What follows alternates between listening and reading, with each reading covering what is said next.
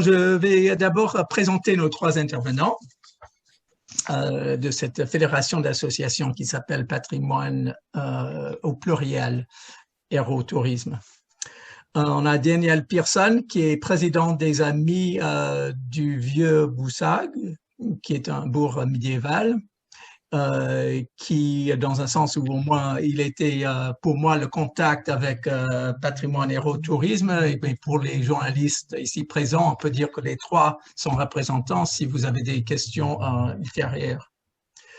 Daniel est propriétaire de ce qu'on appelle la maison du Bailly ou manoir de Toulouse-Lautrec, un hôtel particulier Renaissance à Boussag. Et il est auteur d'articles sur ce patrimoine. Annick Jean-Jean, avec d'autres membres de sa famille, Annick est héritière à la mort de ses parents d'une ancienne usine de production de chaux qui a fonctionné de 1854 à 1927. Sa famille a créé une association pour restaurer le site, le faire connaître et l'animer. Ce patrimoine industriel comprend la carrière, le bâtiment des 4 fours à chaux, le blutterie et l'écurie, actuelle maison d'habitation, qu'on verra tout à l'heure en image. On verra tout ça en image, en fait. Frère Marie-Pac Galabru, si j'ai bien compris, c'est un homme à tout faire. Moine, prêtre, coach, conférencier, écrivain et chef d'entreprise à ses heures.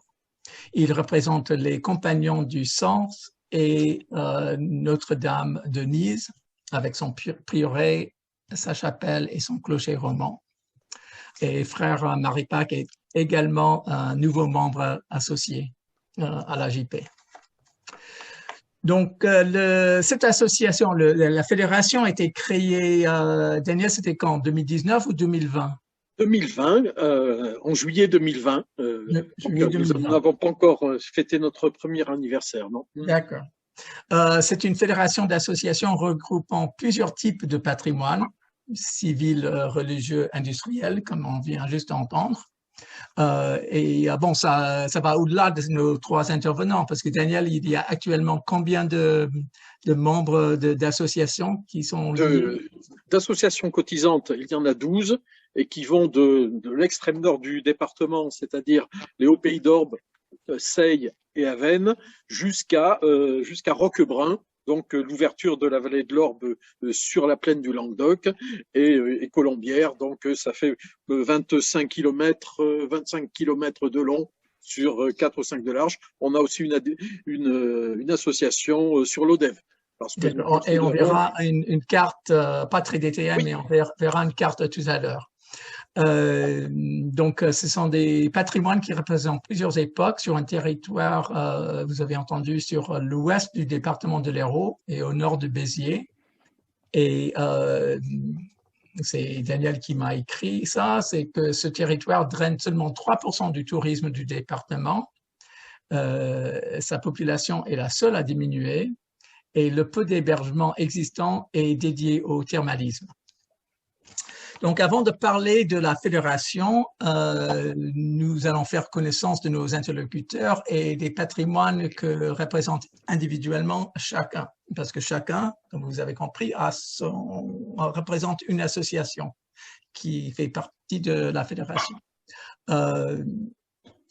Donc, Daniel, Annick et frère Marie-Pac, je suis certain que vous pouvez parler pendant des heures et des heures de vos sites respectifs, mais je vais vous demander de parler juste quelques minutes pendant que je montre les images de vos patrimoines.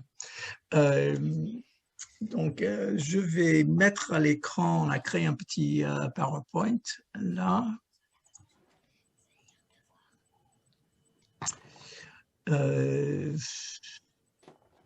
Comment je fais pour agrandir l'ensemble? C'est grand, hein? C'est grand. Et je veux dire, je voulais juste mettre... Bon.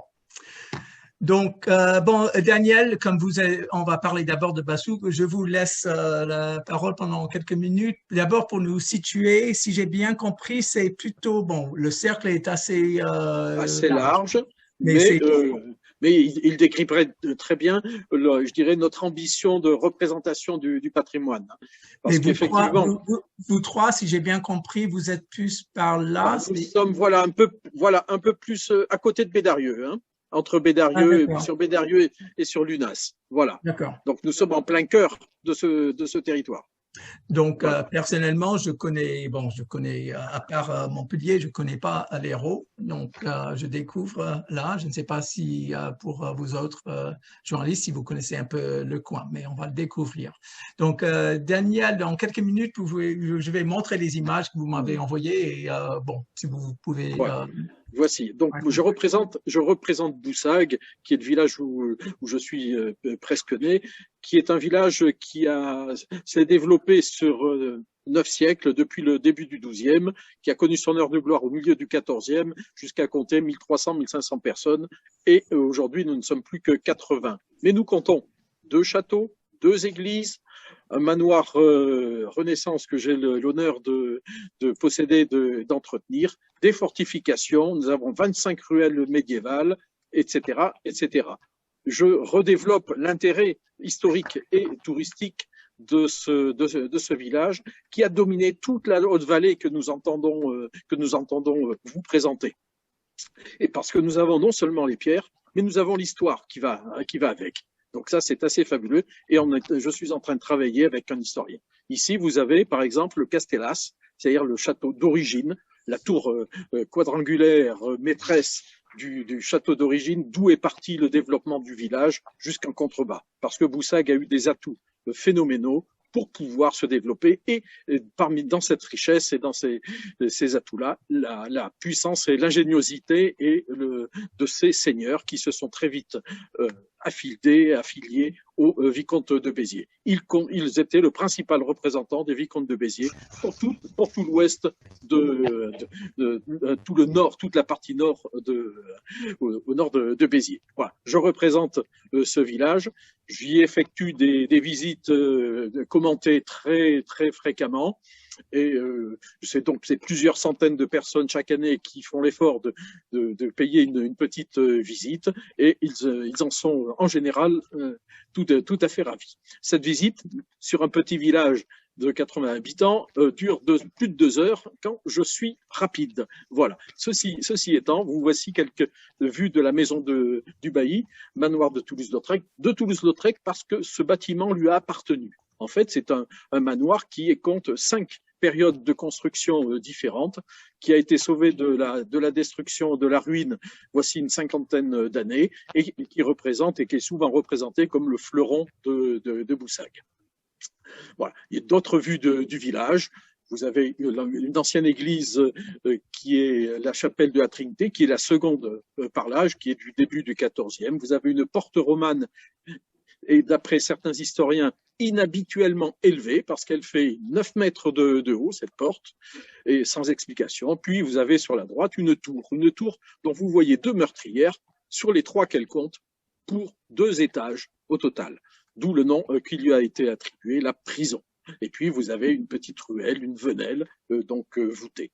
Voici quelques éléments de ce village que j'ai toujours le même plaisir à faire découvrir. Et petit à petit, on se rend compte. Votre association existe depuis quand? Alors, l'association des Amis du Vieux-Boussag a été créée le 1er avril 1938.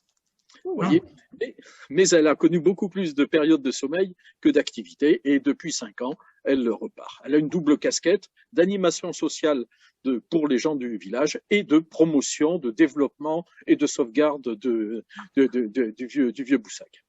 Très bien. Annick, on passe au four à chaud. Bon, c'est un tout autre registre là, donc je vous laisse commenter. D'accord. Donc le four à chaud de la Tour-sur-Orbe, en fait, c'est une ancienne usine de production de chaux qui, comme le disait Gary, comprend plusieurs éléments. Donc la carrière, qui ne figure pas sur la photo, mais qui est au-dessus des bâtiments. Un tunnel qui relie la carrière au bâtiment des fours à chaud. Le bâtiment des fours, c'est ce qu'on fait visiter d'ailleurs en priorité, qui comprend 4 fours, dont je vous parlerai tout à l'heure. Ensuite, la bluterie. La bluterie, c'est l'endroit où on traitait la chaux une fois que le calcaire était cuit et qui sortait des fours. Et ensuite, un peu plus bas, vous avez la maison d'habitation qui était en fait l'ancienne écurie. Donc, on a retrouvé tous ces plans aux archives de Montpellier. Et donc, cette usine qui a été créée en 1854, elle a été créée lors de la construction de la ligne de chemin de fer qui reliait Graisse-Sac à Béziers. Ouais, je crois qu'il faut couper les micros.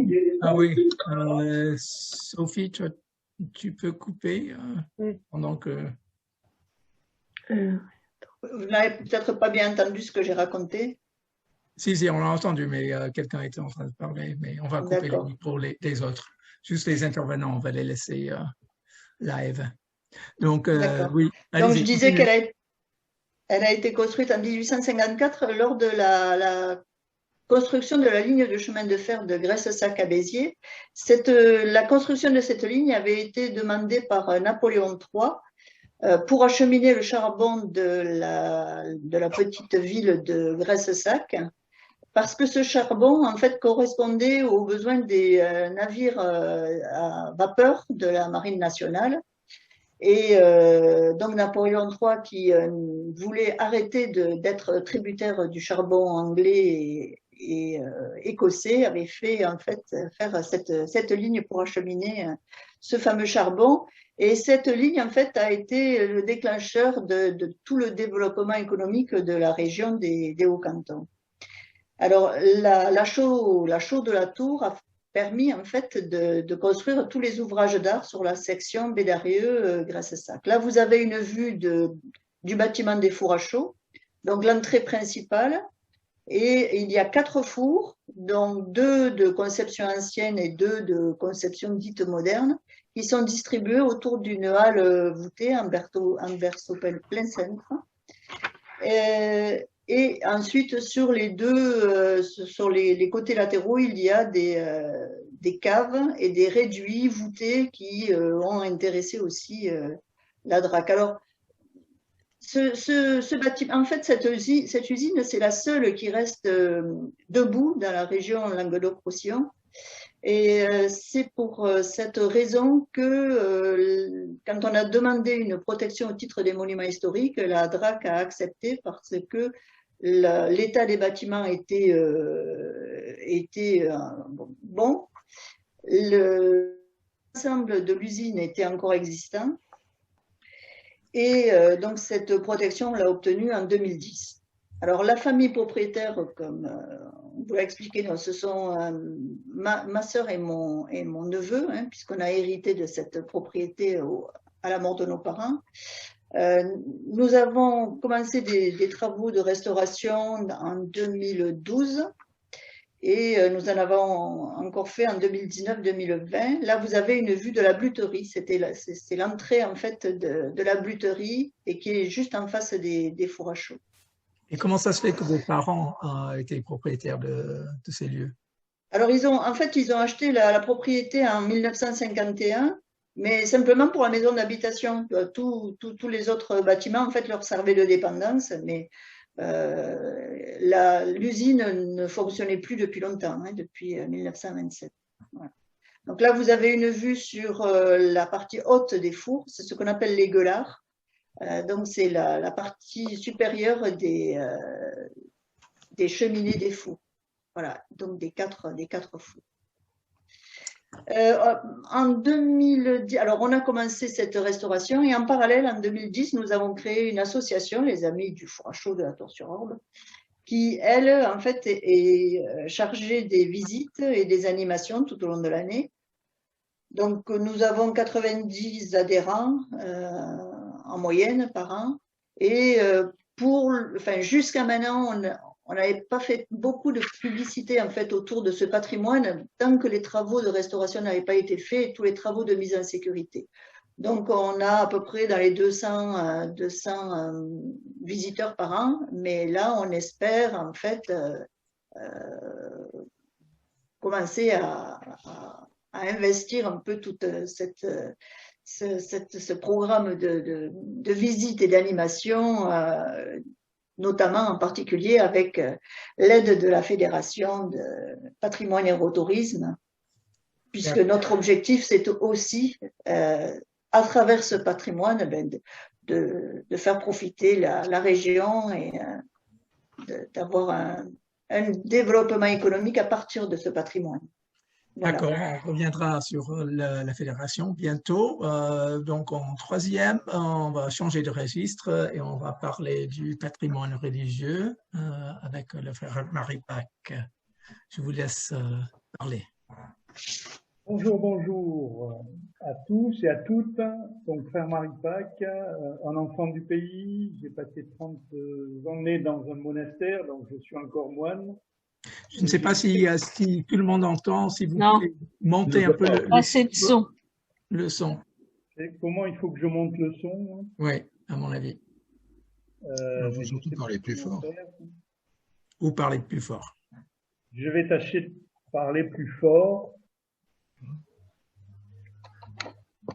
Je suis à fond. D'accord. Bon, parlez plus fort alors. Ça, c'est pas de problème. Donc, je suis un enfant du pays. J'ai passé 30 ans de ma vie à l'abbaye de Les Reims, où j'ai eu la chance de côtoyer le monde de l'entreprise.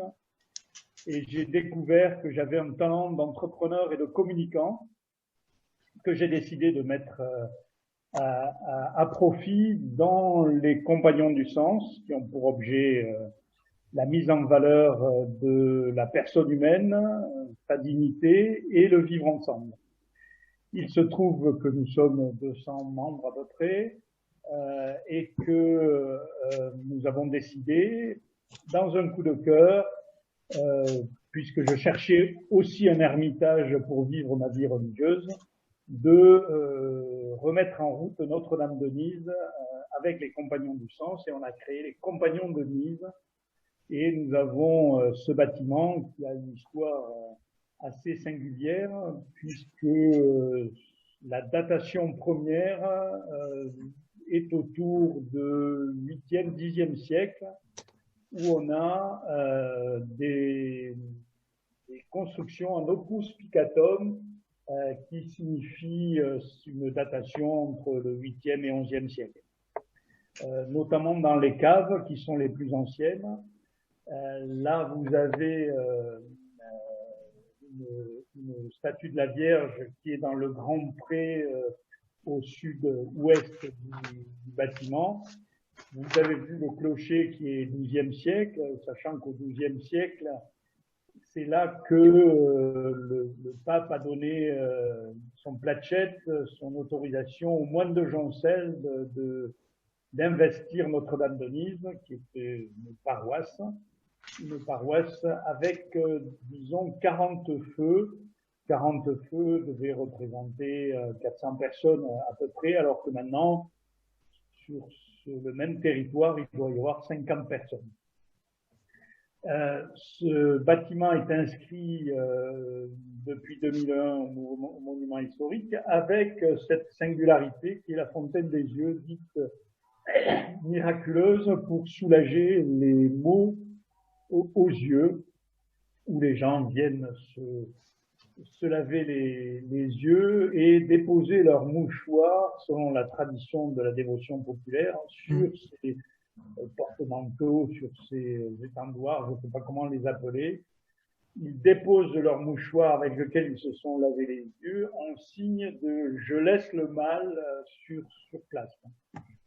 Et il se trouve que par ma volonté d'entrepreneur, je suis passionné de développement économique, et Annick l'a redit tout à l'heure, et je me suis rendu compte que le patrimoine n'était pas mis en valeur. Et nous avons eu la chance d'avoir un reportage de TF1 par mon ami Jean-Pierre Pernaut, où on est passé de 1000 visites par an en Notre-Dame-de-Nise à 10 000 visites en 2019. Le mouvement s'est essoufflé en 2020 à cause de la pandémie et du Covid, mais pour les chrétiens, c'est miracle, un signe de la volonté de Dieu. Pour d'autres, c'est des eaux qui sont miraculeuses ou qui ont une vertu pour soigner les yeux. En tout état de cause, les laboratoires Favre, qui sont pas loin d'ici, ont analysé les eaux et n'ont pas trouvé de vertu pour guérir les yeux. Donc, je laisse les gens libres de penser ce qu'ils pensent, sans prosélytisme, sans quoi que ce soit, parce que le but n'est pas ça. Le but est d'accueillir les gens sur ce lieu qui est un lieu de paix. Un lieu de Donc, paix. c'est ça qui est à l'intérieur ici. Si on passe par ici. C'est ça. La statue de la Vierge trône sur la source de la fontaine des dieux. Très bien. Daniel, peut-être vous pouvez revenir rapidement parce que vous m'avez envoyé des images des autres. Voilà une liste des autres adhérents à Patrimoine Héros Tourisme. Et donc, juste rapidement, qu'est-ce qu'on voit dans ces images? Voici ici.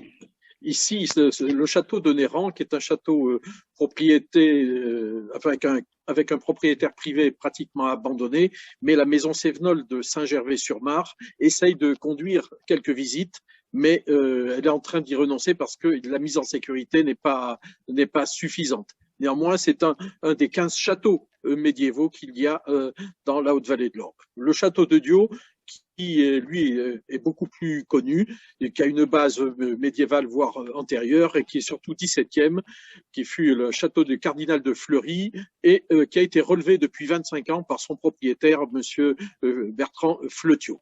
Ici, vous avez une photo de Bédarieux. Bédarieux, c'est une petite ville industrielle qui est en fond de vallée et le pont, le viaduc que vous voyez servait à acheminer, était acheminer du charbon, puis par la suite de la bauxite. C'est un pont presque de nature industrielle et non pas pour transporter de l'eau. Sur les hauteurs de Bédarieux, nous avons des chapitelles. Nous avons plus d'une cinquantaine de capitelles. Ou boris, ça dépend qu'on les appelle, qui témoignent de l'ancienneté de l'habitat et de l'habitat de notre secteur. C'est sur un plateau calcaire. Et puis, étant donné que la configuration géologique de nos hautes-vallées est extrêmement complexe, on a du charbon. Le charbon de Graissac, qui est connu depuis à peu près 1000 ans, mais il a été longtemps utilisé, exploité de façon artisanale et familiale, et à partir de 1768, l'exploitation est devenue industrielle.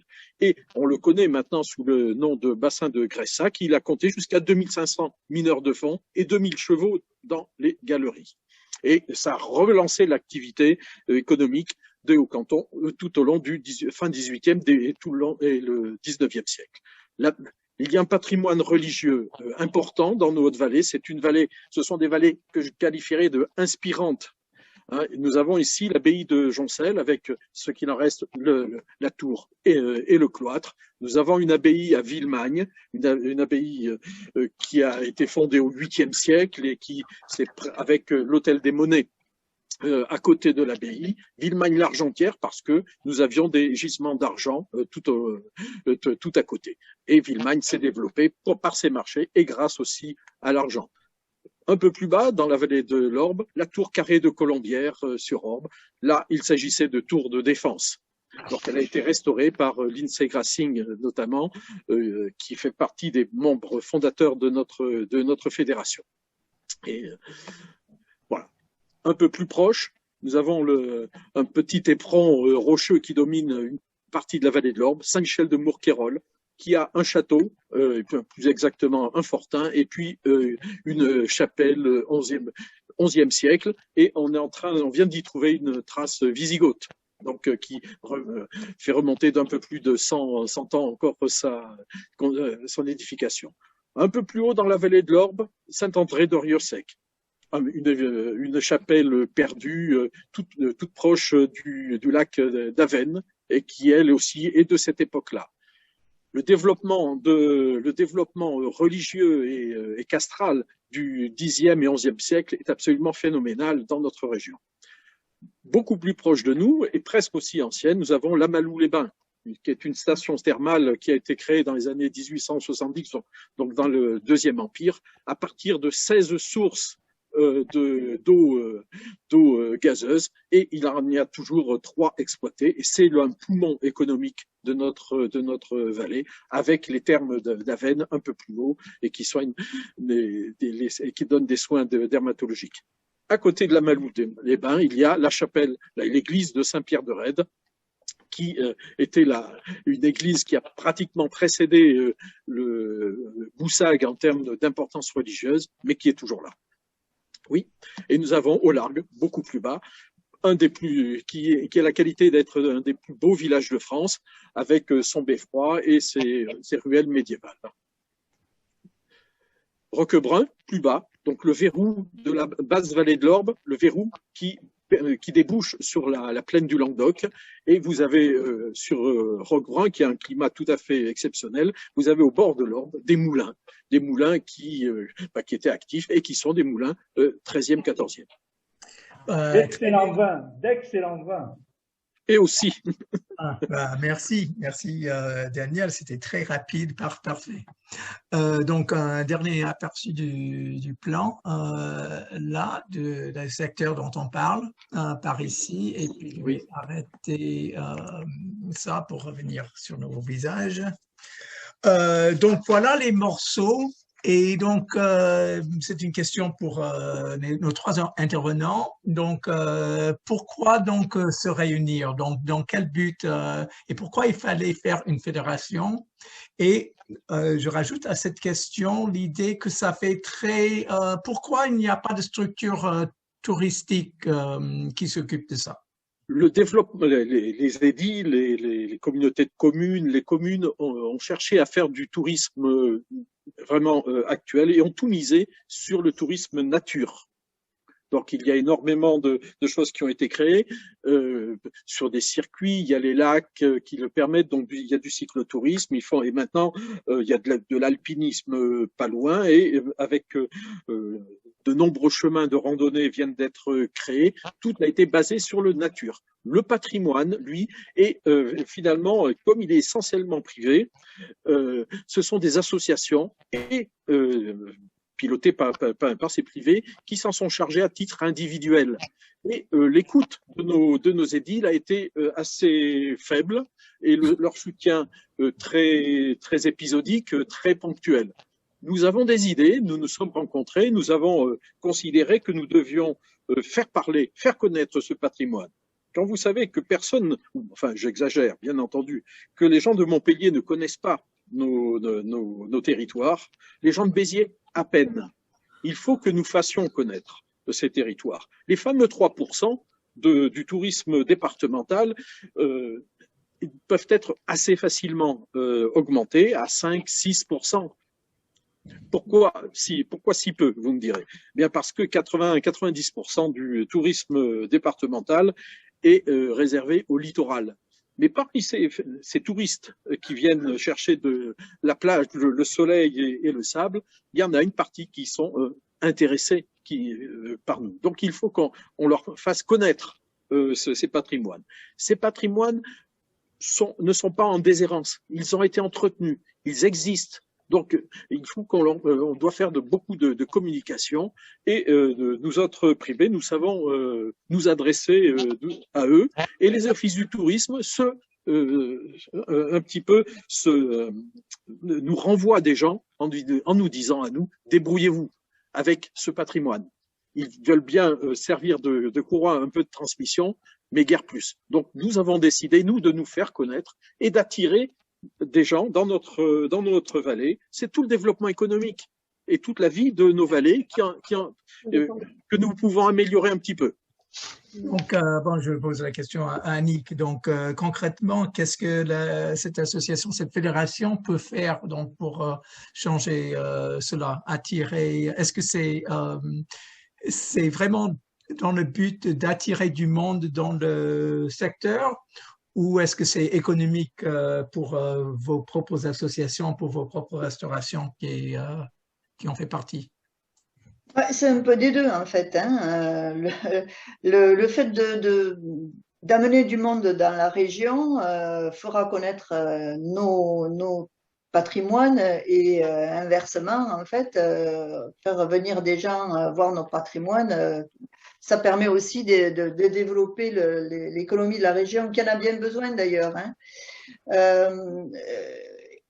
Dans la fédération, je ne sais pas si Daniel l'a déjà dit, mais dans la fédération, il n'y a pas que des associations de patrimoine, il y a aussi des partenaires qui sont représentés par des producteurs locaux, des maisons d'hôtes, des artistes, etc. Donc on essaye de fédérer en fait tous ces acteurs. On essaye de faire des actions, mais là je pense que tout le mérite en revient à Daniel, hein, qui a une énergie incroyable. Et ça nous permet en fait de faire des actions communes qui, en fait, ça permet de développer l'action de chacun. Quoi. Merci Annick. Je rajouterai simplement effectivement qu'on essaie de faire vivre les artistes et artisans qui peuplent nos vallées en leur donnant des occasions de travailler en restant chez eux et d'être connus.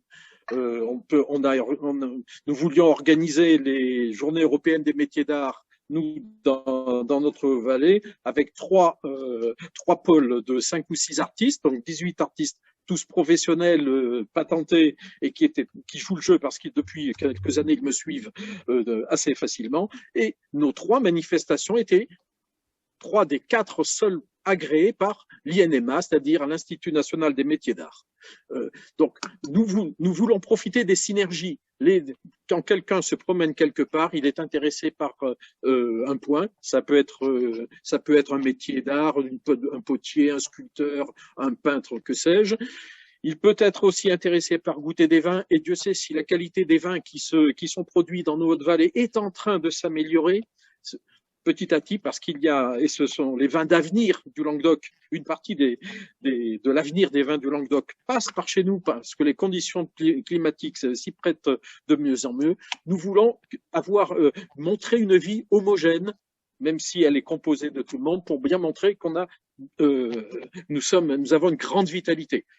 Ce qui n'était pas le cas il y a 5 ou 6 ans. Quand je me rappelle m'être installé ici à Boussagues, je n'entendais parler. Où est-ce que c'est? Que faites-vous? Vous êtes dans un village mort. La vie, il n'y a plus de vie chez vous. Eh bien, nous voulons prouver le contraire et surtout donner les moyens, donner l'envie à des gens parce que nous avons beaucoup de choses à témoigner, à montrer et à présenter. Et les pouvoirs publics, que ce soit pouvoir local, départemental ou plus loin, régional, c'est très délicat. S'intéressent à vos projets? C'est très délicat. C'est très délicat. Alors, nous avons la chance dans notre coin d'avoir un député qui est le président délégué de Ville et Métiers d'Art, donc Philippe Huppé, qui est un soutien, je dirais, presque indéfectible. Mais à part cela, notre département a une répartition budgétaire qui n'est pas très favorable au patrimoine. Comme je le disais au départ, tout est fait pour le sport nature et le littoral naturellement. Donc il faut se battre, tout simplement. Nous avons pu recevoir il y a 18 mois le président du conseil départemental. Il est resté quand même une petite demi-heure à Boussagues. Bon. On reçoit les conseillers communautaires, on reçoit des délégations, mais ils manifestent un intérêt que nous aimerions être plus que polis. Et est-ce possible d'avoir, je ne sais pas comment dire, une identité territoriale? Est-ce que ça existe? Comment regrouper toute cette diversité? Alors, il est clair qu'il y a comme le cœur, c'est la Haute-Vallée de l'Orbe et du Jord. Le Jord, c'est un affluent de l'Orbe qui passe par Aulargues et qui rejoint l'Orbe avant d'arriver sur Augbre. Donc là, c'est une vallée qui se trouve, donc c'est la première vallée avant la grande plaine du Languedoc, mais parce que historiquement, il y a des liens avec d'autres secteurs qui sont le Lodévois et le Clermontais. Donc la ville de Lodève, que beaucoup de gens connaissent, qui est au pied du Larzac, et le Clermontais, Clermont-Lérault. Et à ce sujet, les co-seigneurs de Boussagues étaient des seigneurs de Clermont. Clermont-Lérault. C'est vraiment ce qui permet d'aller vers la montagne. Les liens, on est en train petit à petit de les redécouvrir. L'un ne va pas sans l'autre, de toute façon. Et pour nous, ça signifie que nos vallées n'étaient pas complètement fermées. Donc de pouvoir travailler avec des gens de l'Odève et du Clermontais, c'est un signe d'ouverture. Nos politiques, vous me posiez justement la question il y a quelques instants, regardent leur territoire électoral et très peu ce qui se passe autour.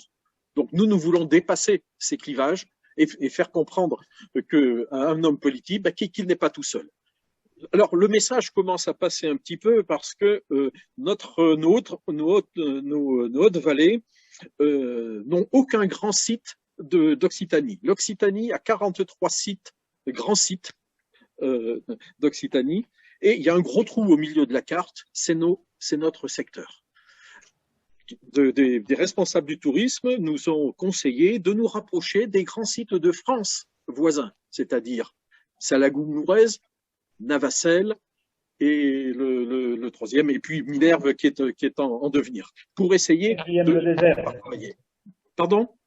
Saint-Guilhem-le-Désert. Oui, Saint-Guilhem. Minerve n'est pas encore officialisé, mais Minerve étant dans le sud. Nous voulons être connus.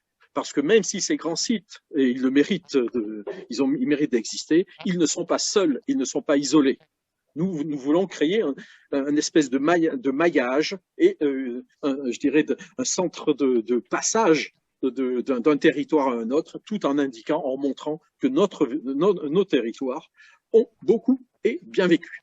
Donc, est-ce que vous êtes en train de construire un territoire vous-même? Non, mais n'oublions pas que les États du Languedoc étaient très vastes. Il y a eu, quand on voit les guerres du Languedoc au XIIe, XIIe, XIIIe siècle, ça naviguait un petit peu dans tous les sens et il n'y avait pratiquement pas de frontières. Et on s'aperçoit qu'on a beaucoup d'intérêts communs avec les gens de l'Odève ou avec les gens de Clermont-Lérault. Moins avec Clermont-Lérault parce qu'ils ont le Salagou, mais en matière de patrimoine, ils sont intéressés parce que eux, ils voient un plus d'offres touristiques, d'offres historiques. L'Odève est content parce qu'aujourd'hui, l'Odève a peur de se retrouver limité à un passage, à une autoroute, ce qui n'est absolument pas le cas. Donc, l'Odève commence à être intéressé par une offre voisine. Nous devons offrir à tous les gens qui veulent bien venir nous voir, et rares sont ceux qui repartent déçus, nous voulons leur montrer que tout ce que nous pouvons leur montrer et inciter certains à s'installer. Parce qu'il y a quand même pas mal. Selon les images qu'on a montrées de vos trois associations patrimoine, c'était très bien, ça tenait debout, c'était très bien restauré.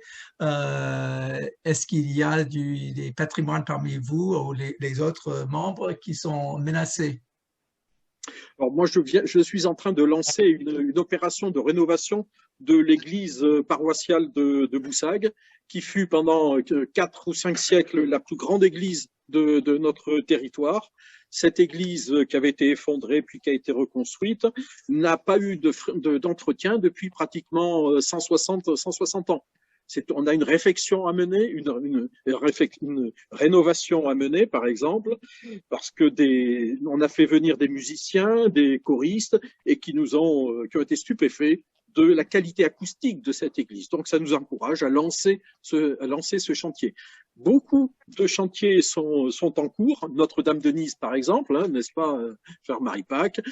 Annick est en train d'avancer beaucoup sur le four à chaud. Moi, ma maison du Bailly à Boussagues, elle a été restaurée par mes parents.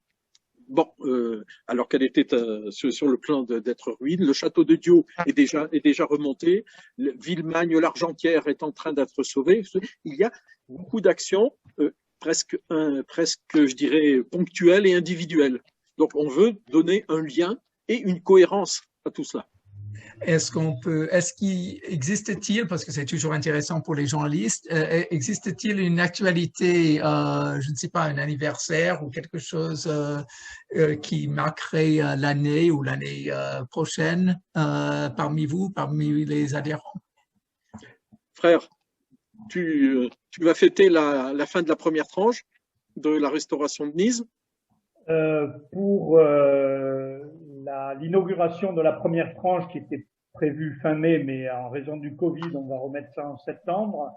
On avait prévu une grande manifestation autour des financeurs publics et privés, avec bien sûr la presse, TV, radio, influenceurs, pour mettre en avant notre patrimoine.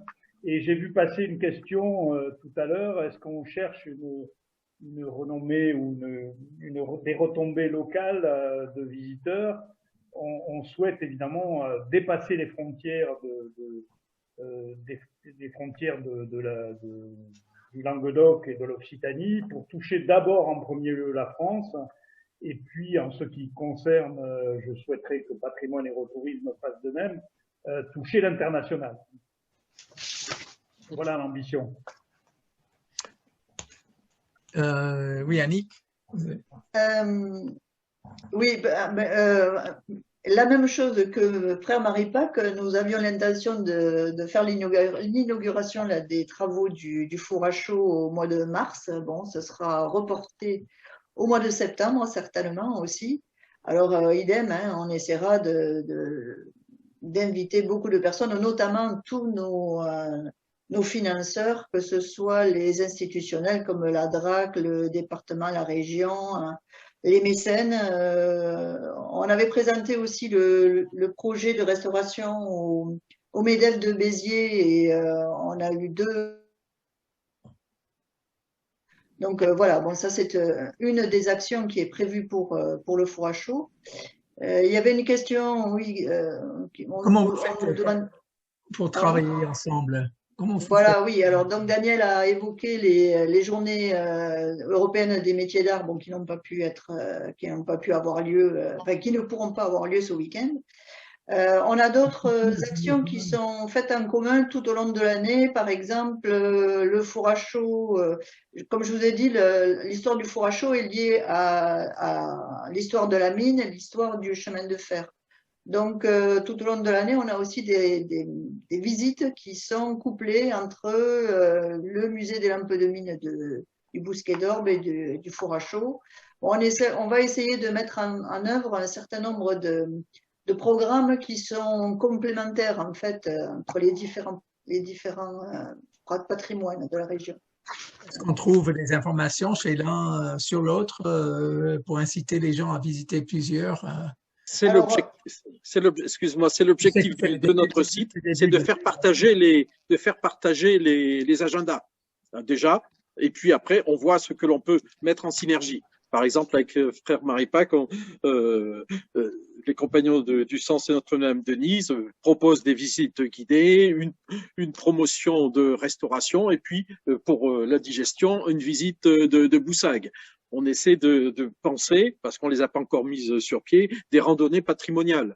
Pensez que notre communauté de communes du Grand Orbe a créé 43 circuits de randonnée, ce qui est très bien. On ne peut que s'en féliciter, n'est-ce pas? Néanmoins, quand on regarde le détail, il n'y en a aucun qui relie des sites patrimoniaux ou qui traverse un site patrimonial. Justement, comment inciter comment inclure le patrimoine bâti dans ce patrimoine naturel? Eh bien, en rappelant qu'il y a du patrimoine et qu'il y a des activités d'information, voire des animations à l'occasion. J'ai organisé l'an dernier une randonnée patrimoniale entre Villemagne-l'Argentière et Boussagues. Ça fait 13 km aller-retour. 350 mètres de dénivelé, pardon. Il y avait une visite de Villemagne, des restes de l'abbaye. Arrivé à Boussagues, les gens déjeunaient et il y avait une visite de Boussagues avec un certain format et puis un retour. Donc, nous voulons créer des animations à double détente ou qui intéressent plusieurs populations. de personnes et non pas simplement une simple visite unique et en dehors de tout le reste. Nous voulons associer d'autres activités. Annick Brunel pose la question, comment travaillez-vous avec les offices de tourisme ou syndicats d'initiative? Bien, on leur communique ce que nous faisons. Ils s'y intéressent pas? Alors, cet hiver, ils étaient demandeurs pour qu'on organise des visites guidées. Mais nous avons donc ils sont intéressés sur ce que nous faisons, mais ils ne sont pas demandeurs. Alors, ils acceptent, enfin, on leur communique, ils sont ravis, mais ils dépendent de leurs autorités administratives et politiques. Tout est fait aujourd'hui pour le sport nature. Nous ouvrons une nouvelle porte. Il nous faut labourer parce que il nous faut persévérer beaucoup et puis être tenace sur ce que nous proposons. Je pense qu'il faut arriver à les séduire, hein, c'est-à-dire à leur montrer qu'ils ont un intérêt à prendre en compte ce que nous faisons.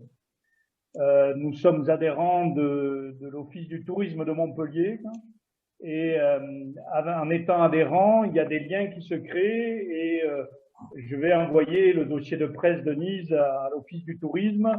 Ils vont envoyer des journalistes et c'est comme ça qu'on pourra aussi faire connaître notre région en dehors des animations que nous pouvons faire les uns avec les autres et ensemble. Alors, nous débutons. Oui, tout à fait. Nous débutons dans notre fédération. Donc, on essaie. Nous sommes tous des bénévoles, sans exception. Alors, ça ne plaît pas forcément à tout le monde, mais nous sommes ce que nous sommes. Et nous sommes passionnés, ce qu'ils ne peuvent pas nous reprocher. Mais en cherchant de nouveaux membres, plus vous êtes nombreux, plus ça devrait attirer l'attention des pouvoirs touristiques et autres. Non? Bien, ça fait partie. C'est pour ça qu'on les contacte les unes après les autres. Certaines associations, surtout actuellement, traînent un petit peu des pieds. Et n'oublions pas qu'il y a une habitude d'individualisme bien ancré ici et que les pouvoirs politiques ont bien su, excusez-moi le terme, il est peut-être méchant, un petit peu cadenasser certaines réactions. Parce qu'il y a quelques associations qui viendraient bien avec nous, mais qui disent je ne vis que grâce à ma communauté, à ma municipalité, et qui sont totalement dépendantes. J'en connais. Et puis, bon, les associations ne sont pas toutes dirigées par des personnes très jeunes. Donc aussi, en faisant parler de notre fédération, ça incite les gens à parler de leurs associations avec un espoir de rajeunir aussi certaines personnes. Et vous avez dit, ou moi j'ai lu au début, qu'il y a très peu d'hébergements dans le coin. C'est une des faiblesses. Et le tourisme, ça marche ensemble. Donc, est-ce qu'il y a des projets d'hébergement parce que ça en soi va attirer un peu de monde? Oui et non. Il y a beaucoup d'hébergements qui ont été dédiés au thermalisme. Il y en a 700 au total entre Avesnes et Lamalou-les-Bains. Mais alors, quand on dit dédié, c'est-à-dire que les locations étaient proposées pour 3 semaines. Point. Depuis l'hiver dernier, les offices du tourisme, les autorités aussi ont convaincu un certain nombre de propriétaires d'ouvrir et de louer leur logement à la semaine, voire au week-end, donc sur des périodes beaucoup plus courtes. Le thermalisme est complètement arrêté ces temps-ci, donc c'est aussi une solution pour aider pas mal de propriétaires à trouver un minimum de ressources. Mais en dehors de ces habitats, de cet hébergement thermal, pourrait-on dire, il n'y a il y a 3 hôtels sur 30 kilomètres de là, qui sont plus pour des gens de passage et pas du tout des hôtels. Il y a une 50aine de B&B, il y a quelques maisons d'hôtes. Ça commence. Mais jusqu'à présent, les autorités politiques n'avaient pas cherché à promouvoir tout cela. Donc, il faut qu'on discute avec eux, il faut les convaincre aussi qu'il y a du développement. Bah, justement, Notre- Jean-Marc Chardon pose la question, comment surmontez-vous les problèmes liés au personnel d'accueil et des visites, questions d'assurance, contrats de stage? Alors, l'assurance, chaque association dispose de son assurance responsabilité civile. C'est le cas des Biennes. Je crois que Annick et Marie-Pac sont ensemble au même point. Bon, on a une difficulté, c'est que pour employer du personnel, il faut avoir des recettes. Et là, il y a fort peu d'associations qui en ont les moyens. N'oublions pas que les associations patrimoniales sont presque les parents pauvres en termes de subventions locales. Pour avoir participé à un certain nombre de réunions où les autorités détaillaient les subventions qu'ils accordaient, le patrimoine n'était pas en tête. Bon, parce que c'est ainsi. Alors, nous entamons une démarche qui vise alors le terme est très prétentieux, à équilibrer un peu plus les subventions. Véronique Hamel pose la question sur vos moyens de communication sur Internet. Donc, bien sûr, vous avez un site. Oui. Est-ce que c'est... bon, je vais noter l'adresse pour tout le monde, mais vous avez fait d'autres efforts sur les réseaux sociaux ou, Nous avons une page Facebook. Nous n'avons pas encore investi Instagram. Après, nous avons des relations avec la presse quotidienne locale, le Midi Libre, qui est l'unique quotidien de la région. Alors, depuis ce matin, je ne suis pas peu fier d'être invité par une journaliste samedi matin. J'aurais dû recevoir ce matin déjà le carpodium de Radio France Bleu Héros. Attends, il y a le Midi Libre, j'y reviendrai, je confondais avec Radio France Bleu Héros et une autre radio qui s'appelle Radio Lodève. Donc, nous devions avoir 2 heures d'émission en direct ce matin dans une émission qui s'appelle 100% solidaire pour parler de nos journées des métiers d'art du week-end. Et donc, en parlant de Boussac, de Nice et du four à chaud. Radio France a dû annuler cette émission. Néanmoins, je vais être interviewé samedi matin pendant à peu près une demi-heure, m'a-t-on dit, pour parler du patrimoine. Donc, sur Radio France Bleu Héros. Donc 95 000 auditeurs, donc suivant l'Eurodimat. Et j'ai été très surpris parce que je m'attendais à ce qu'ils prennent contact pour parler du patrimoine à l'échelon du département sur d'autres sites qui ont tout autant, si ce n'est plus de mérite que nous. Bon, ce qui veut dire que les efforts de communication que nous lançons, parce que je vais parler essentiellement de notre territoire et de la fédération. Bon, parce qu'on va nous poser la question, comment vous vivez? Eh bien, entre autres. Donc, je dois recevoir ce soir ou demain une liste d'une quinzaine de questions, de sujets que nous devrons aborder. Alors, ça fait plaisir. C'est tout. Donc, c'est de la communication pour indiquer aux gens du reste des départements et les Montpelliérains et les gens du littoral que nous existons et que nous avons beaucoup de choses à leur montrer. C'est une question plutôt pour frère Marie-Pac de Christophe Delony. Est-ce que les églises de votre territoire sont ouvertes et accueillantes? Parce qu'on sait que souvent des églises sont souvent fermées dans les villages. Alors, l'église de Saint-Barthélemy où j'habite est toujours ouverte. Notre-Dame de Nice, depuis 1 an, j'ai tenu à ce qu'elle soit ouverte, quitte à ce qu'elle soit saccagée ou pillée, mais peu importe. Après les autres, c'est toujours pareil, il y a quelques biens dedans, et donc par peur de se faire voler, elles sont souvent fermées. Donc l'idée, c'est quand même d'avoir à Nice, quand le prieuré est restauré, une présence humaine pour accueillir les pèlerins, les touristes, les randonneurs, les amateurs de nos tourismes, etc. Parce que c'est un lieu d'accueil pour tout le monde.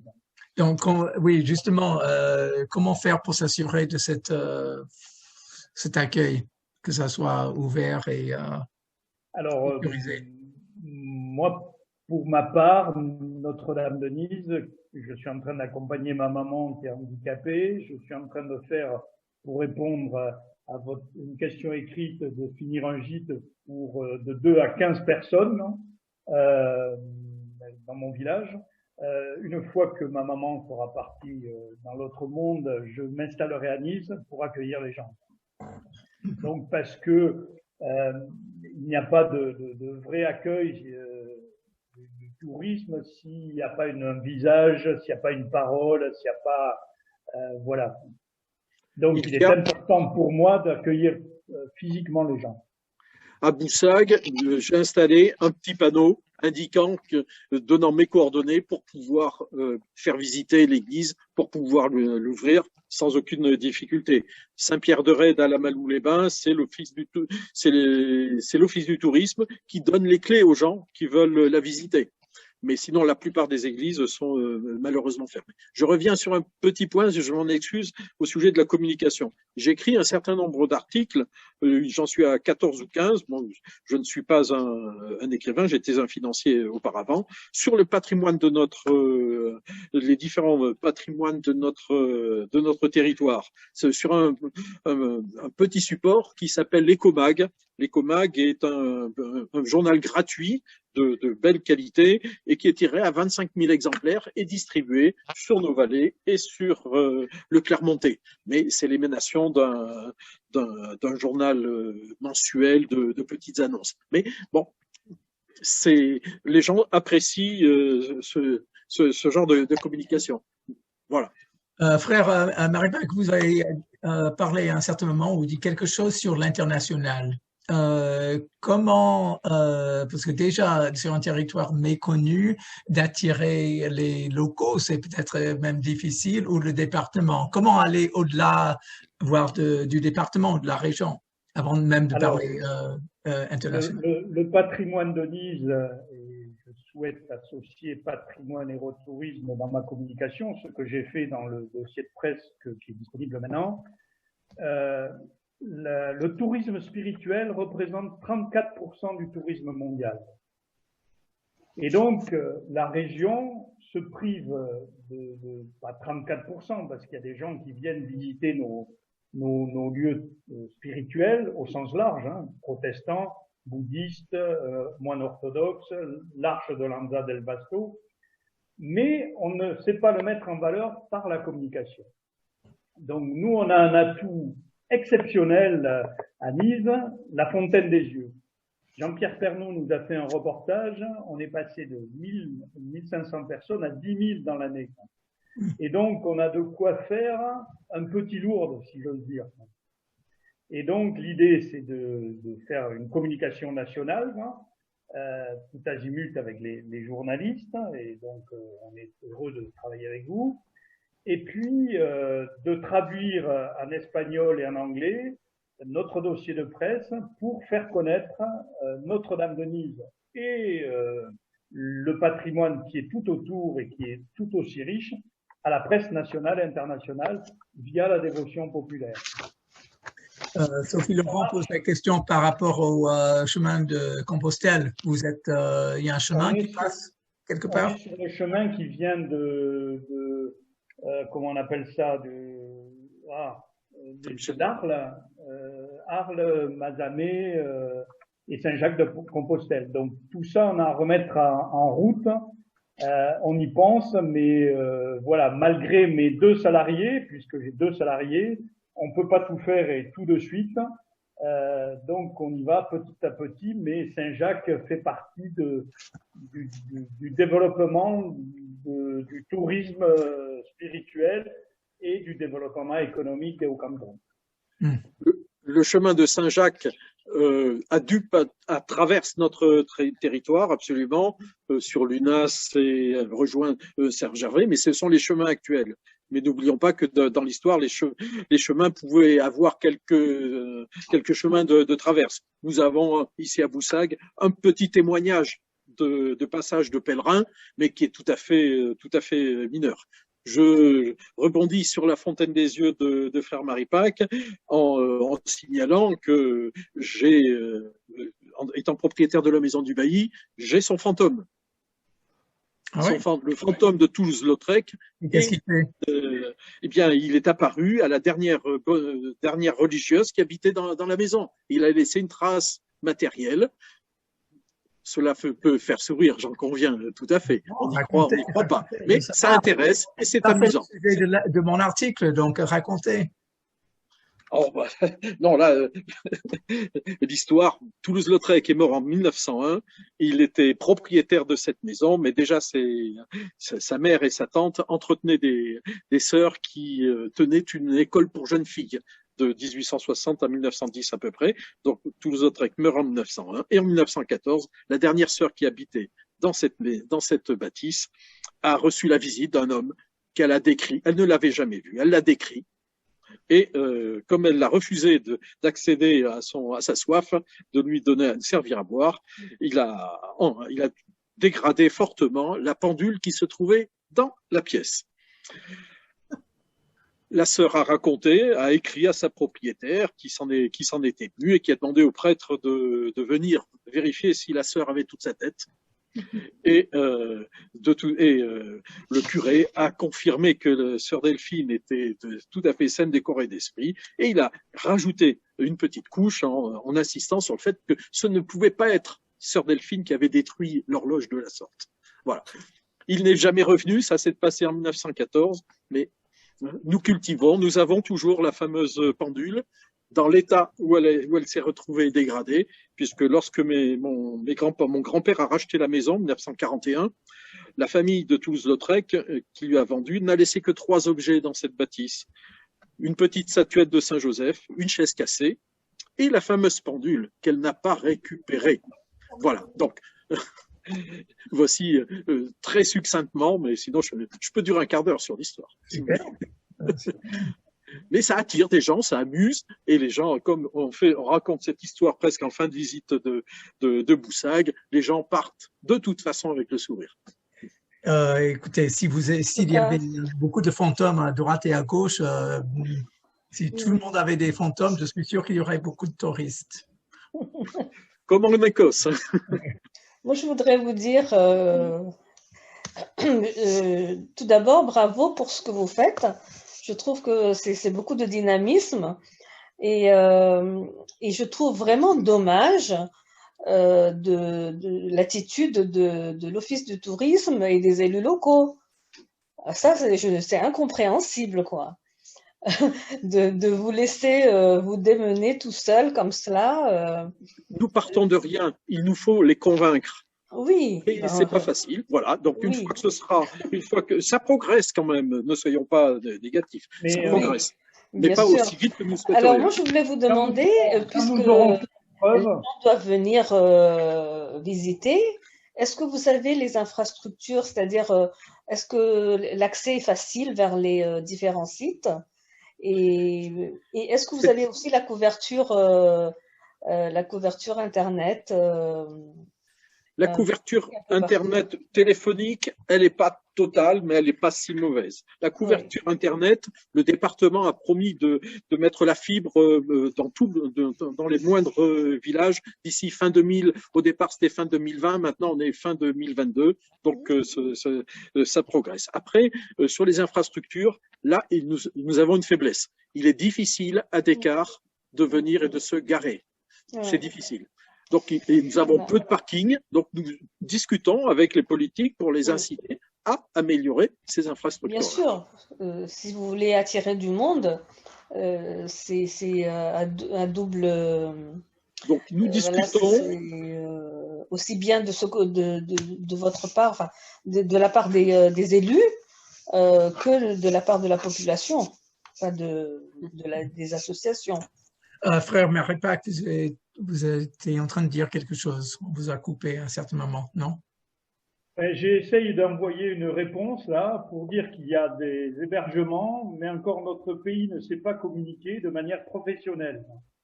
Certains professionnels des offices du tourisme ne savent pas ce qu'est un dossier de presse, ne savent pas ce que c'est qu'un attaché de presse pour des gens qui sont dans les offices du tourisme. Donc, imaginez tout le travail qu'il y a à faire. Pardon? C'est tout à fait vrai. Voilà, donc le maire de Lunas a convenu que je faisais avec d'autres le travail que ne faisaient pas les offices de tourisme. Monsieur Chardon, en s'occupant du développement économique local. oui. Monsieur Chardon vient de poser la question des documents audiovisuels. Alors, nous démarrons aussi. J'ai pu faire tourner 6 petits films sur Boussac de 1 minute 30 à 2 minutes l'an dernier. Bon, subventionnés par le département, simplement. Nous sommes en train de réfléchir à les mettre en ligne, mais nous ne voulons pas complètement les mettre en ligne. On veut faire des résumés parce que nos associations n'ont pratiquement pas de ressources, donc en vendant un petit peu cela. Il y a un jeune journaliste de TF1 qui vient de sortir sur sa chaîne YouTube et qui commence à faire des petits reportages sur le secteur. Bon, oui, nous partons de très loin. Par contre, au niveau des historiens, il y a l'histoire, on est en train véritablement de la redécouvrir. L'histoire a été beaucoup étudiée à la fin du 19e siècle dans notre secteur, et puis c'est tombé un petit peu à l'eau. Et en ce qui concerne mon village de Boussac, j'ai la chance d'avoir un jeune historien d'une trentaine d'années qui vient de me pondre à peu près 1000 pages de documents sur les 2 châteaux de Boussac. Et je le sollicite pour essayer de s'installer sur notre vallée pour pouvoir faire non seulement animer de la recherche historique, mais aussi des visites guidées de tous azimuts. Parce que notre communauté de communes a refusé la suggestion, a rejeté même assez vivement il y a 1 an et demi, la suggestion que nous lui faisions de pouvoir salarier, enfin au moins sur quelques mois de l'année, un guide conférencier et pour qu'il puisse faire des tournées un petit peu patrimoniales sur les secteurs. Bon, vous voyez qu'on part de très loin, mais on ne désespère pas et on y arrivera. Vous voyez la question de Christophe là? Est-ce que Saint-Martin-d'Orbe fait partie? Oui, tout à fait. Se trouve entre Boussac et Notre-Dame-de-Nize.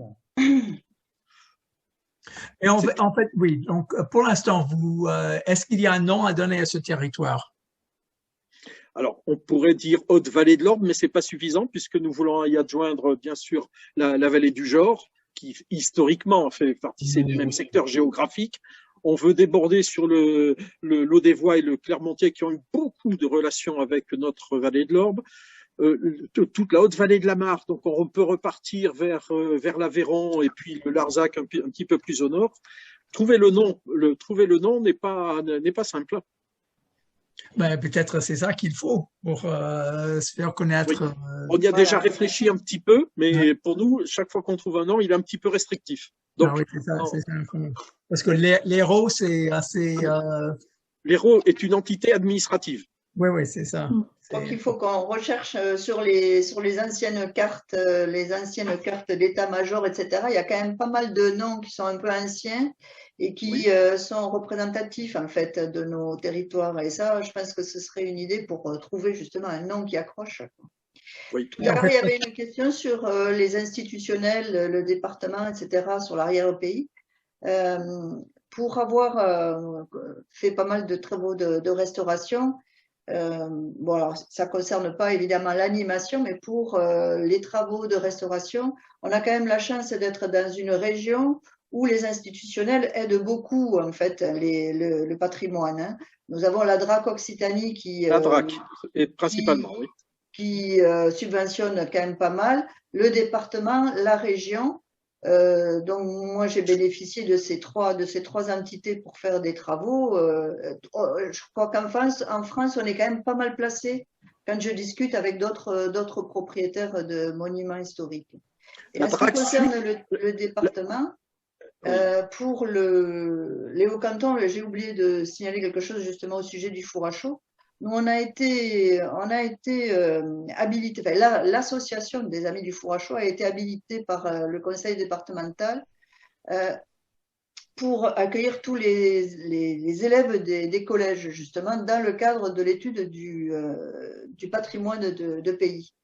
Donc, il y a quand même pas mal d'actions qui sont faites, mais là aussi, elles ne sont pas connues, en fait. Et là, le département n'a pas beaucoup communiqué là-dessus. Moi, j'ai connu cette action territoriale pour les élèves, je l'ai connue vraiment par hasard. Voilà. Nous avons à faire partager nos savoirs respectifs aussi, hein, de façon à ce que chacun en profite aussi. Oui, parce qu'en fait, l'association existe depuis peu, donc absolument. Voilà, oui. Travail à faire. Un mot de fin de chacun. Qu'est-ce que voilà une question. Qu'est-ce que vous, les journalistes, quel type d'article vous voyez-vous des journalistes? Quel serait l'article idéal pour vous sur la fédération? Il y a vraiment rien de, à part que le fait saillant. Il y a rien de saillant. Donc c'est un petit peu éparpillé. Donc j'arrive pas à comprendre, j'arrive pas à trouver un axe de communication. C'est ça, c'est ça. Il n'y a pas de nom de pays, il n'y a pas de monument emblématique. Je vois vraiment pas comment vraiment communiquer d'une manière effective et affective aussi, parce que c'est l'affection aussi, face à ce territoire qui doit être extraordinaire, mais après 20 minutes ou 1 heure de communication, pour moi c'est un petit peu évanescent, quoi. À part le fait que c'est du patrimoine qui est un peu délaissé par les pouvoirs. Voilà. C'est peut-être c'est ça le but. Voilà, cette région inconnue qui mériterait d'être découverte. Et peut-être pouvez-vous avoir plusieurs axes de communication. C'est pas obligé de tout réunir tout le temps en un. Ouais, oui, il pourrait y avoir un axe autour du patrimoine religieux, un autre autour du patrimoine industriel, ou effectivement un axe autour des randonnées et un autre autour des visites historiques un peu plus savantes. Enfin, j'en sais rien. Mais est-ce que c'est obligé de tout réunir tout le temps? Après tout, chaque office de tourisme dans chaque département a un patrimoine absolument hétérogène à gérer. Alors, ce que je pense, moi, c'est que le nom patrimoine et retourisme dit beaucoup, quoi. Il dit beaucoup parce que c'est le patrimoine, le tourisme. Derrière le tourisme, il y a l'économie, on le sait. Et donc, ça rassemble pas mal de choses. Vous avez raison, il faut dissocier après et jouer sur les différents atouts de ce territoire. À Nice, on le fait, tourisme vert, tourisme spirituel, tourisme patrimonial, les pierres, œnotourisme. Donc, on va jouer sur tous ces tableaux. Mais si on n'a pas de grands sites comme Saint-Guilhem-de-Désert, on a un patrimoine qui n'est pas du tout connu. La preuve, c'est que vous ne voyez pas ce qu'on peut communiquer. Alors que si on fait un beau dossier de presse, en mettant en avance les atouts de chaque site, on a de quoi communiquer et attirer du monde. Oui, ça c'est un début, mais il me semble que c'est vraiment un territoire qu'il faut. Il faut définir. Il me semble qu'il faudrait définir le territoire. C'est le territoire dans toute cette diversité. Il faut dire que c'est la vallée de l'Orbe ou c'est. Tout à fait. Vous avez raison. Mais voilà. Est-ce qu'il y a de l'agriculture biologique alentour? Parce que c'est un peu en pleine expansion maintenant, l'écologie, l'agriculture bio. Est-ce que vous avez des vignes bio? On a beaucoup du safran sur votre site internet, pardon, je vous interromps.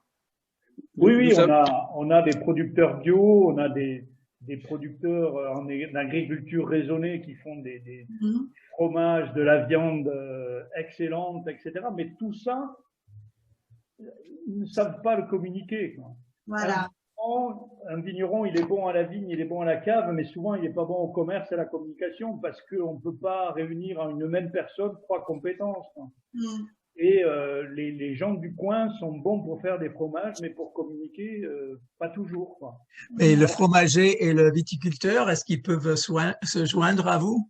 Oui, si vous regardez notre site, on n'a pas encore développé ça, mais dans notre volonté de mise en place, on a vu des hébergeurs, on a vu des restaurateurs, des viticulteurs, producteurs de miel, des chevriers. On peut les intégrer parce que c'est des atouts du territoire en lien avec le patrimoine bâti ou industriel. Donc en gros, vous êtes en train de remplacer il y a un office de tourisme inexistant et vous êtes en train de le créer dans un sens. On va pas dire ça comme ça à nos institutionnels parce que ça les vexerait, mais il y a un peu de ça.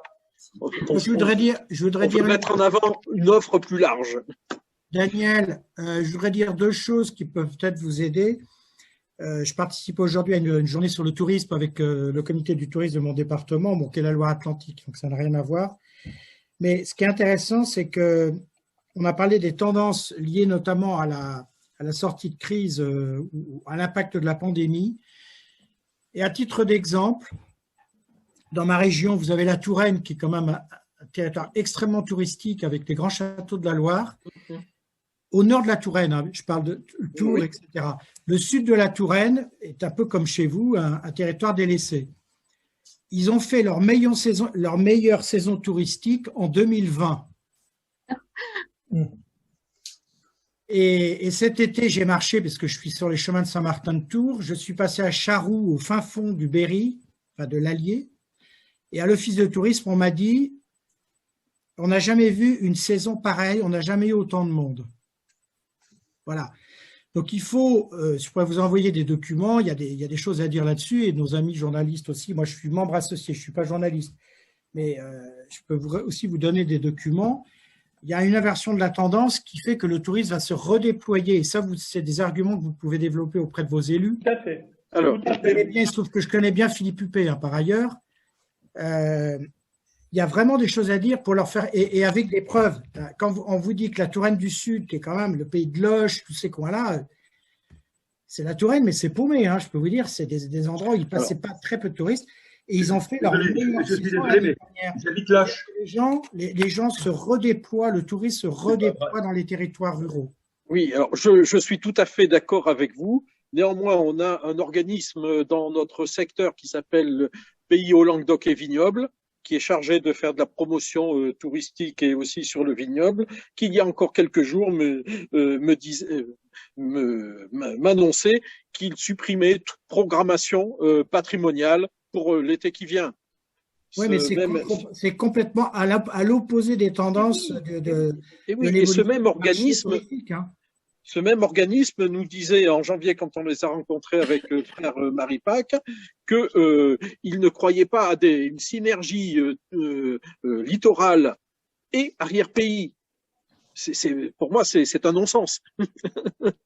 Ouais, mais alors, on a peut-être les gens qu'on mérite, les responsables qu'on mérite, je veux bien. La deuxième chose rapidement que je voulais dire, je partage l'avis de Sophie Laurent sur le fait qu'il faut scinder un peu les choses, mais je prendrais quand même aussi le contre-pied, mais c'est pas forcément contradictoire, c'est qu'il faut raconter des histoires, et il faut raconter des histoires qui relient les choses.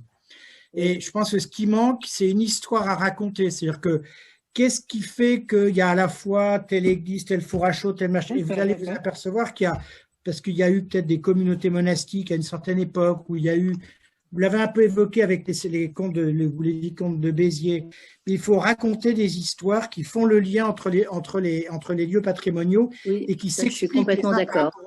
Le succès de mes visites de Boussagues ne tient que parce que je raconte l'histoire qui est collée au monument. Et donc, voilà. Là, je raisonne à l'échelle. Oui, mais là, c'est à l'échelle de tout le territoire. Mais bien sûr, oui, il faut le démultiplier à l'échelle de tout le territoire. Parce que parler d'un four à chaud, là, je travaille sur un autre secteur géographique où on réfléchit, on a des fours à chaud. Eh bien, on s'est aperçu que les fours à chaud étaient liés à un château qui était à 20 km, que c'était la même famille, et on a montré les liens entre le patrimoine du 19e, la reconstruction au 19e siècle d'un patrimoine très intéressant qui était lié à une économie industrielle. Et donc, là, il y a beaucoup de choses intéressantes à dire. Nous avons le charbon, nous avons des activités minières sur plusieurs métaux, nous avons des activités textiles qui ont disparu et des tuileries sur Bédarieux. On est capable de remplir toute l'histoire sans grande difficulté. Y compris l'histoire politique avec la révolte du coup d'État de 1852 à Bédarieux, à la suite de quoi il y a eu 120 hommes qui ont été condamnés à mort, mais seulement 3 exécutions. Mais donc il y a eu une grosse révolte. On a des histoires politiques qui sont très méconnues Et donc, il faut les ressortir et les Tout à fait relier. d'accord. Vous avez tout à fait raison. Et ça serait intéressant de voir sur votre site un peu ces histoires, de trouver 3-4 histoires qui racontent un peu le territoire. Oui. Ou qui peut lier. Oui, oui. On vous donne que des idées de travail, en fait. Ah ouais. On n'en manque pas, mais on les accueille avec grand plaisir. Comme ça, nos articles seront à moitié faits après. Voilà. Donc, Et vous pouvez toujours venir quand vous le souhaitez. Nous vous accueillerons comme ce soit. Justement, on va discuter de ça et ça serait avec plaisir. Pour ça, il faut un peu inciter les pouvoirs publics à subventionner notre visite, mais ça, on se débrouillera, on trouvera. Ça peut leur montrer que justement il y a des gens d'intéressés, quoi. Tout à fait. Tout à fait. Nous, on est prêts à vous recevoir. Il faut voir comment ça peut se faire. Oui, on va discuter. Daniel, on va en discuter. Au conseil d'administration, on va en discuter aussi, mais ça serait très intéressant de venir, je ne sais pas, 3 jours, quelque chose. Une journée, c'est trop court. En une journée, on ne voit rien. C'est clair. Oui. Il y a le trajet. Voilà, je vous remercie, Daniel, Annick et frère Marie-Pac. C'était très intéressant. Et je ne sais pas si vous avez un mot de fin, Daniel, pour nous inciter à venir, où on a déjà dit, vous avez lancé l'invitation. Faites-nous plaisir en venant découvrir nos territoires.